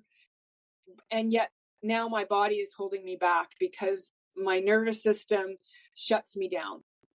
And I hit that cell danger response, and it's anxiety. It's actually so much more than anxiety. It's like a trigger, and I've got to find ways to help my body, first of all, recognize it in the different stages that it's in, so that I can shut it down and learn more tools on how to bring my body back to more homeostasis. Still, hopefully being able to put forth a 40-hour work week, which is exciting to me, where I can have this routine where, I work Monday to Friday and I get my weekends off, and which, has been my goal since I left my previous career, like so many years ago now. So that's where I'm at. I've started a different neural retraining program that has a little bit more emphasis on trauma, I believe. Okay, has that. Yeah. And are you comfortable to share the name of that one? Sure. I've signed up for Primal Trust. Right. Yeah. Okay. Yeah. Yeah. Primal Trust. Mm-hmm. We hear a lot about that one in the community. Prior to that, I did the Gupta program, and I have only good things to say about the Gupta program as well. But having had a setback, which they tell you is not uncommon, but here we are. I am in remission. I've been in remission for more than 2 years, and I'm still having setbacks. So there you go. Hey. So I think that's just puts it into light how long the journey is, and where you need to sort of place your expectations, because life is beautiful and there are so many reasons to live, and you have to find ways to manage the setbacks. And I'm in another huge one right now, because what happened is that all of a sudden the fatigue came back, the anxiety came back, the not wanting to get out of bed came back, all from a dysregulated nervous system. Right. And I had no idea that would happen to me again at this point. that, I would start working again and have some responsibility and start dealing with people again and all of this it's exciting. But my body says, no, what are you doing? Like, right? I laugh, but it's just you're hitting home for me right now. It's exactly what I'm experiencing right now as well. Yeah. Yeah. It, So it's I have this phrase that it's not over when I lose, it's over when I quit. okay. Okay, yeah. Okay. So let's say That it was again. It's not it's over when I lose, it's over when I choose to quit. yeah. So, Okay. so there is no option to quit here. Yeah. That's not one of my choices unless something else comes along that I can't control that but Right. but but this is something with working with the brain and the body. I mean, people that go to war deal with these issues. Oh people that my, yeah. people that have been abused, people that like I just didn't know that because I'd lived through a long journey of chronic illness that my body would respond in the same way Right. and shut down. I didn't know that could happen. Yeah. Yeah, so But the degree of resiliency that you're describing, again, you're doing an ultra marathon. You're dealing with not one, but almost all your systems affected by it. You're dealing with not one diagnosis that puts people on medical disability. You're dealing with 1, 2, 3, 10. Some people are up in the 400 different symptoms, and I know you mentioned it can mimic 300. I actually can probably add on a couple other hundred that I've seen myself that I would add on there. So, again, the question is not why is this hard for people like Marnie and I in the community, is like, how would it not be? How would it seriously not be? Look at the degree of resiliency. Marnie's 90% healed. She's still hitting road bumps. So what Marnie's saying there is how you come to manage those road bumps. And for those listening, what she's describing casually is that's a for me, when I experience those kickbacks, it terrifies me. And you have to catch your brain from going down that exact rabbit hole again. Like, I'm going to be sick sick forever. I'm going to start from square one. You have that saying. I'll get you to say it again for us. It's not over when I lose, it's over when I quit. Yeah, so it sounds like that's Marnie's go-to there. So that's a really good go-to, because the resiliency required for these illnesses is unfounded. You don't get as far as Marnie without some degree of resilience built inside of you at your core. So, Marnie, I think you started to say, so it sounds like you still have struggles ongoing with the mental health. Myself, my nervous system is fragile still too. And you mentioned some neural retraining programs. You've given some good advice there, some good personal experience. Primal trust, I've heard lots about that one. But you're definitely giving me some lights going off in my head that I also need to sit down and talk with some of these people here. I can't speak that they'll say yes because I haven't asked them. So, but I think that's really necessary for the community at some point to be able to like choose between them and why. Whereas right now it's presented as like all of them. And you're like, okay, what do you specifically offer in each one? We need to know that as patients before, at some point what we're buying into. So thank you so much for those suggestions. I remember, Marnie, in the social media groups, the Lyme OhOh Canada group, that's been super helpful for me to ask questions. And actually, Marnie, I remember you answering some of my questions in there. And I remember seeing, and if I dig through my messages, you mentioned something about, for people with foot pain, a specific type of shoe. So what experience has brought you to be familiar with a type of shoe that is sometimes more helpful for people with Bartonella symptom feet, or even Lyme and Co feet, which can be excruciating pain in a normal shoe? I started a part-time job shortly after COVID hit, and it was to get me out, to get me social. And it was a sales associate position at a local walking specialty shoe store. It's called Runner's Soul here in Kamloops. Okay. And we carry a line of footwear called Hoka. And the Hoka Bondi is one shoe that I can recommend to anyone who's got foot pain. Okay, so that was, if I'm being true disclosure here, which I should be for my podcast listeners, I wanted you to remind me for me because I want to get a pair of shoes. My feet, according to my partner and boyfriend, why do your feet look like a man's foot? And I was like, because no matter what I do, the shoes I like, no matter what shoes I wear, they get these. It doesn't matter how much I tend to them, file them, moisturize them. They're just as sore and they're just as wrong placed support. It's not cutting it. So I wanted to know, again, a reminder. So thank you, Marnie. It sounds like in BC, do you happen to know for us Albertans or the Calgary area off the top of your head if there's a store we might have these shoes, or would we look for that brand online and try to find the Hoka Bondi for those that Well, missed it? I would find, I don't know of a name currently, but I'm sure that Calgary's got a running and walking specialty shoe store. Okay, And yeah. and if they are up with what's happening in the industry, they are carrying that shoe. Okay, awesome. So Yeah. I'll look into that for myself for sure. It's time. And I remember, so just to show like your impact from groups like Lyme, OhOh Canada, I remember you recommending that to someone else on there. I screenshotted it. It's 6 million screenshots somewhere in my phone now. And you even sent it to me, and it's again hundreds of. I have no idea where it went. So that's awesome. And now, in terms of a sole, in your experience for people with our issues, like what type of sole? Going to, if you're wanting an over-the-counter insole, you're going to want to look at brands like Sole, Form, or Superfeet. Sole, SOLE, and then Form, FORM. Yeah, or Superfeet. Super feet. Oh, I like the sound of that one. Super I feet. I should also mention that the Hoka Bondi fits, I'm going to say, 80% of our customers and does the job well.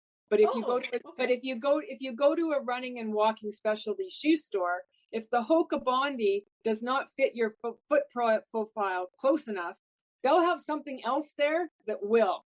Okay. Okay, what you're looking for is a shoe that if you hold it at its tip and its heel, you can't twist it. Okay, you need a sturdy base. Okay, so firm, kind of firm or sturdy, as you say. Yeah, so can't twist it. Top to bottom, you shouldn't be able to twist it like a snake bite. It should keep its form. Yes, you want a strong heel counter. Okay, right? Good to know. Like that heel counter. Like we generally Skechers falls nowhere in this area of what I'm talking about. Okay, they might have one, but Skechers, you can usually take that heel counter and it'll collapse on itself.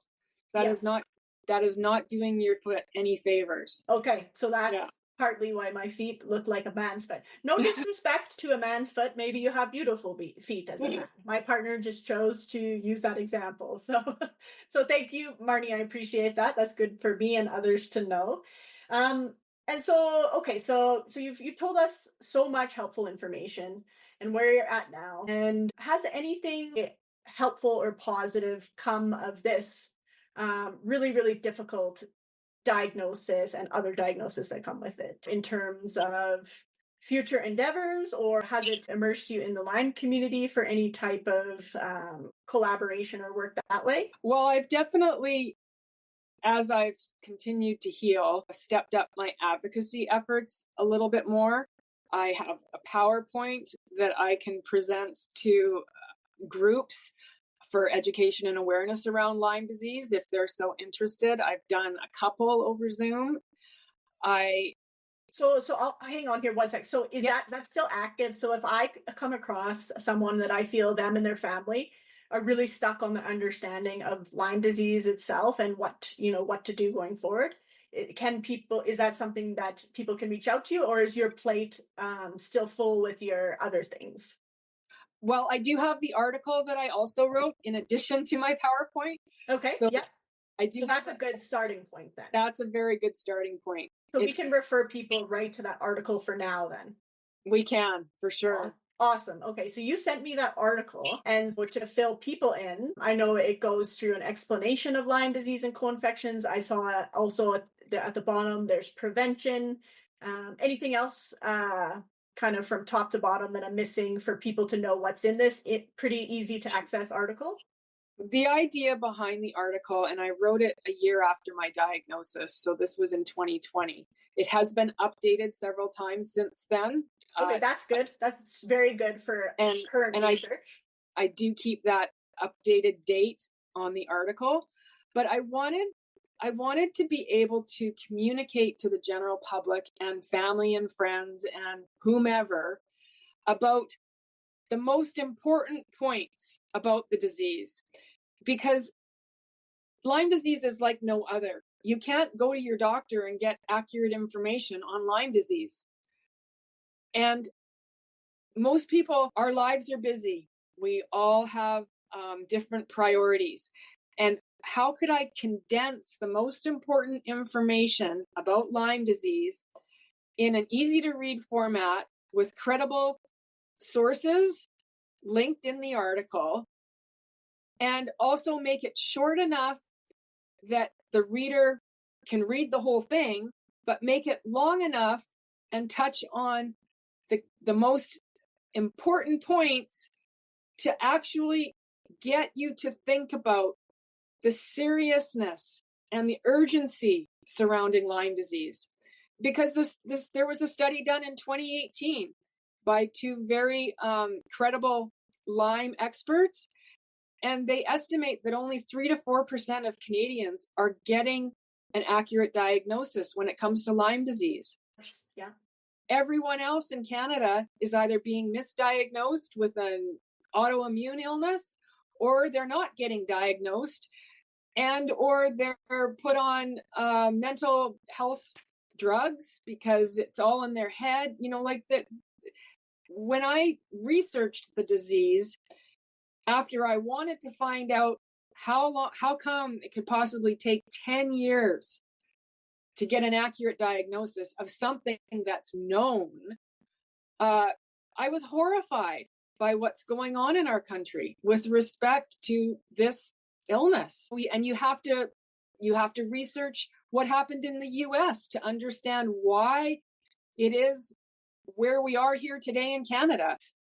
So that's the article. The article links to some really good documentaries, which I suggest people watch.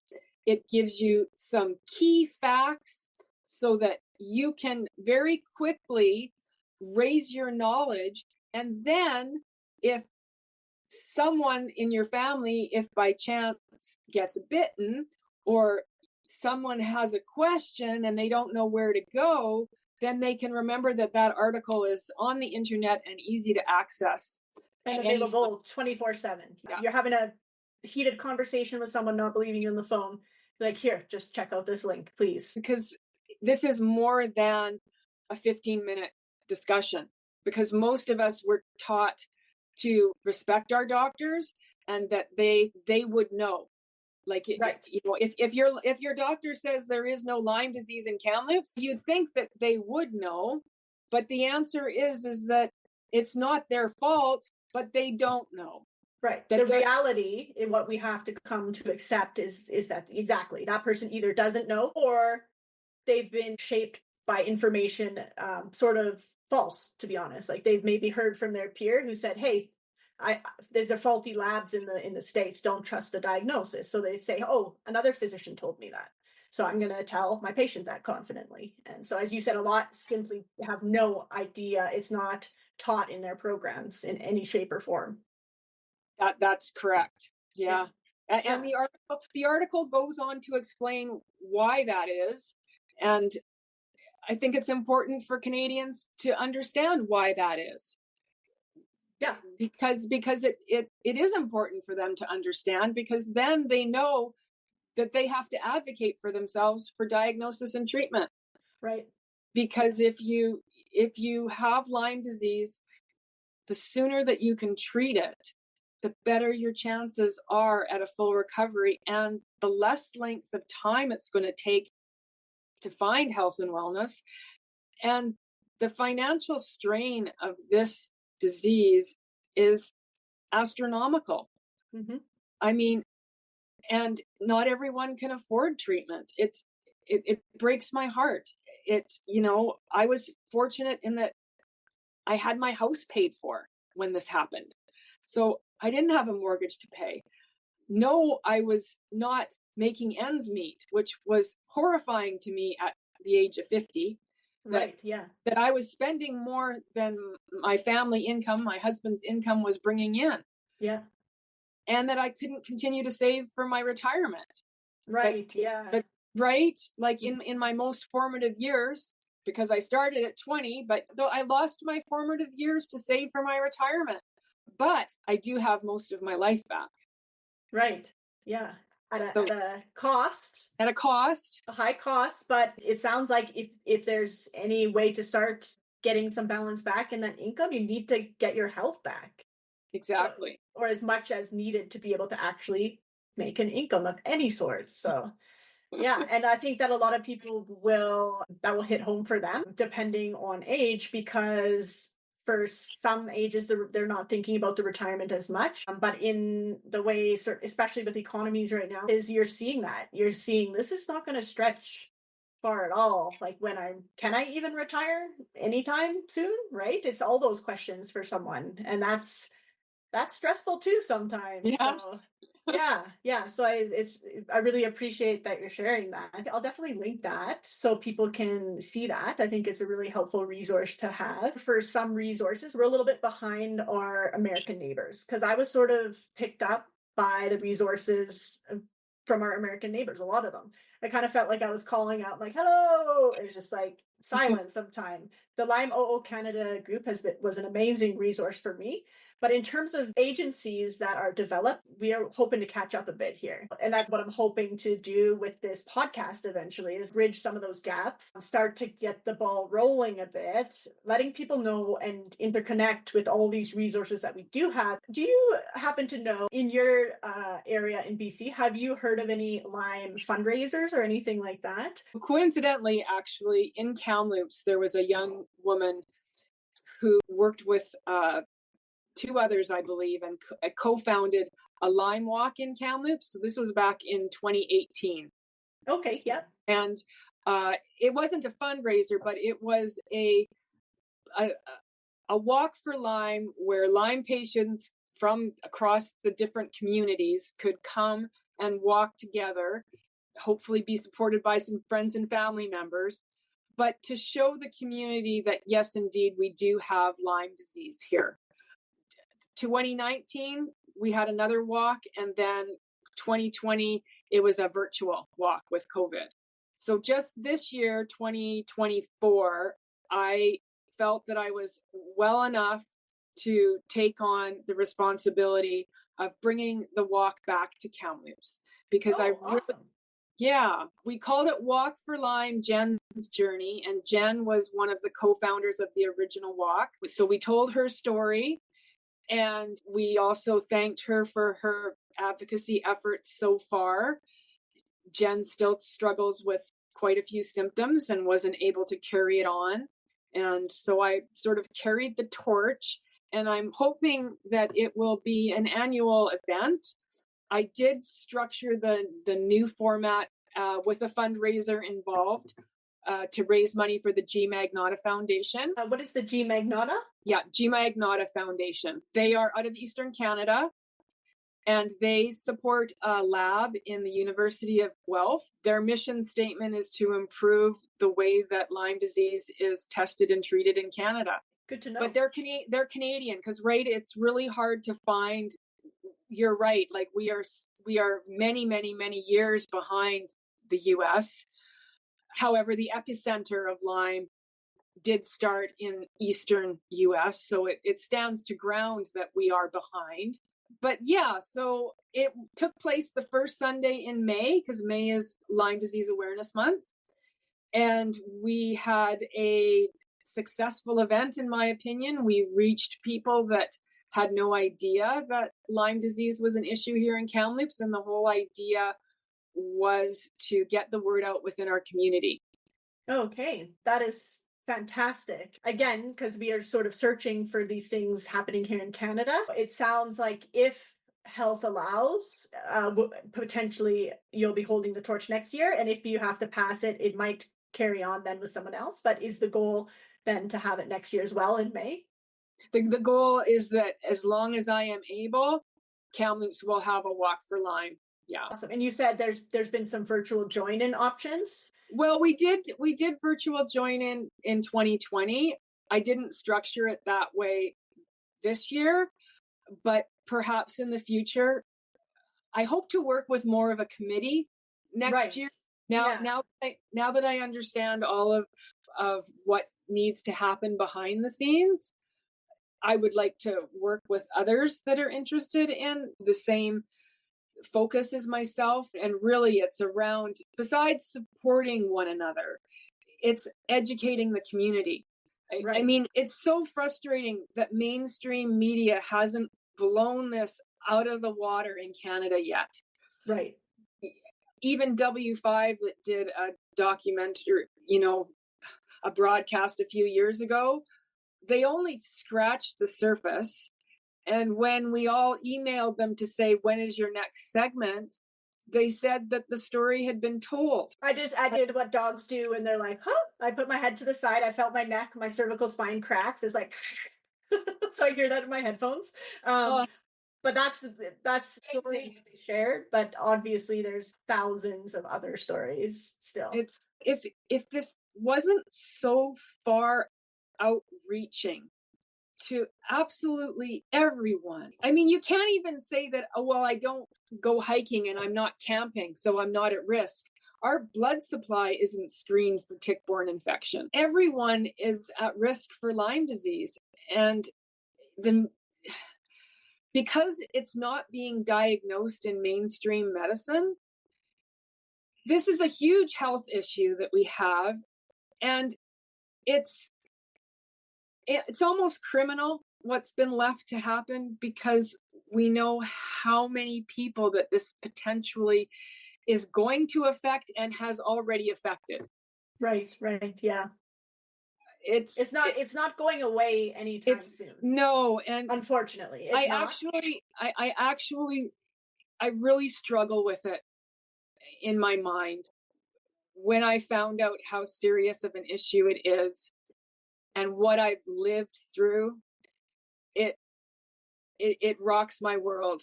So whatever I can do in the next however many years to make baby steps forward in the right direction, because that's all it's going to be. But baby steps can get you to remission, and baby steps can help secure a better future for my grandchildren in this country with respect to diagnosis and treatment. You're doing it for those that are going to be here when we're not, even the younger generations, that maybe it'll trickle down eventually, and maybe they'll have a bit more awareness when they're engaging in activities, because there is so much prevention that you talk about in your article. It's mind-blowing, even for me with my past history, coming from my past work experiences in life. It's mind-blowing. But baby steps is exactly what you're doing by keeping this walk going. And it sounds like you're putting an unofficial call out. I'm going to make it for you to people listening. If people want to help Marnie out with the process next year, let's keep it going. In an ideal world, maybe not next year, maybe not the year after, in an ideal world, we'll have one in every province. Exactly. So I'm putting the call out for Marnie. I'd like the idea to catch on. We want one in every province. Yes, we do. So yeah, find Marnie. Don't overtax her nervous system, though. I'm shaking my finger in the screen. Yeah. And so Marnie cannot overtax herself, and all of us have to promise ourselves that we're not going to overdo it. So whatever Marnie's health allows with this project is what will develop. So, but still, you guys out there that can help her, please do. There, I put the call out, Marnie. Awesome. Thank you. Honestly, it's even more about ideas and a direction and just working with others together to see something come to fruition. I worked with people all my life, and I now, my job at home is like, I don't have coworkers, and I really miss the team approach to a lot of what I do. And, people can just, join in with ideas. They don't necessarily have to commit to they don't have to commit to taking on a task. Yeah, exactly. It just No. means that you're going to be involved in some shape or form, and you don't have to have Lyme or co-infections. People that are going to listen to this, you're not in this world. If you want to just start a huge volunteer committee for Marnie and what needs to be done going forward, I'm hesitant to even where to direct people to, because I don't want to crash my nervous system either. But let's say it's I do have like an email address. It's kamloopswalkforlyme@gmail.com. okay. So let's write that on here. Kamloops Walk for Lyme, and we'll talk, and we'll get that all kind of posted with the podcast, so that if people are wanting to help, they at least you can go through the list maybe of getting people in there. And I'm sure even in forum, it's out there now. How, Marnie's provided her email. I just expect sometimes the replies will be slower when people are still healing from these things. So be patient, and as our health allows, we'll get back to all of these things. So I love that this is, it's putting it out there. That's the first step. So it's super exciting. And the way that you said that even people that don't have Lyme and co-infections, we want them to be involved in these walks too. So if you can support Marnie in that area, or other areas, if it trickles down to other provinces, we'd love that help and support. That is awesome, Marnie. And because unfortunately I can't keep you or listeners here for super many hours at a time, I'd love to. My question for you is there any last thing that you'd like to share with the Lyme and co-infection community, that it can be anything, or something you wish you might have heard from somebody that's come out the other end of it? There's got to be something. You need to reach out. And being someone with Lyme disease, where you don't look sick, you need to reach out to others that are going through the same challenges that you are. Same but different. Could be right, because we all have different, and don't isolate yourself. It is so bad for your mental health. And just connect in any way that you can, because you could be at any level in this journey, but it's just so important to connect. I can honestly say that it's the connections that I've made, right, that speak to my soul, that keep me going. There you go. Right? Yeah, the community just, it's hard for me to put in words, so I'll just use what you said. The same for me in the community. Those are the people that they're willing to help when they're dealing with terrible illnesses themselves. They're going to try in whatever way they can, connecting with people going through the same thing. Some of those people hopefully are on healing journeys. So a mix, some people that have already come out the other end and what they can share, and some other people in the early phases. But that connection and community is key. And that community is pretty darn amazing, if I might say so myself. You can't put into words. If you would never meet these people otherwise, and you just know you've both been through so much, and the resilience and everything and kindness in the community is amazing. And I'm sure we'll both give props to the Lyme OhOh Canada group.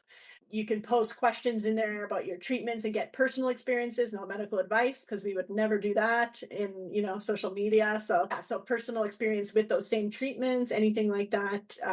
If you're in Canada, check out that group for sure. I have to extend my thanks to Marnie for giving us her time, maybe getting her nervous system a little riled up, but maybe not before. Mine was a little riled up before, so super cautious about that going forward. My nervous system's super calm now. I would like to, on behalf of everyone, thank you for your vulnerability around these topics. Thank you for your work you do in the Lyme OhOh Canada group. Thank you for helping me in the Lyme OhOh Canada group in the past and not even knowing it at the time. And thank you for carrying some of these things on and not letting the Lyme community fall out of your sight because you're healing as well. I appreciate that tremendously, and I look forward to seeing what comes, what our nervous systems allow for in the future. So thank you so much, Marnie, for chatting with us today. Thanks, Lacey. It was honestly a pleasure to speak with you today. I appreciate that. All right. Well, that's that. That's the end of today's podcast. I'm going to end it here, and I hope people check into future podcasts and check out this one as well.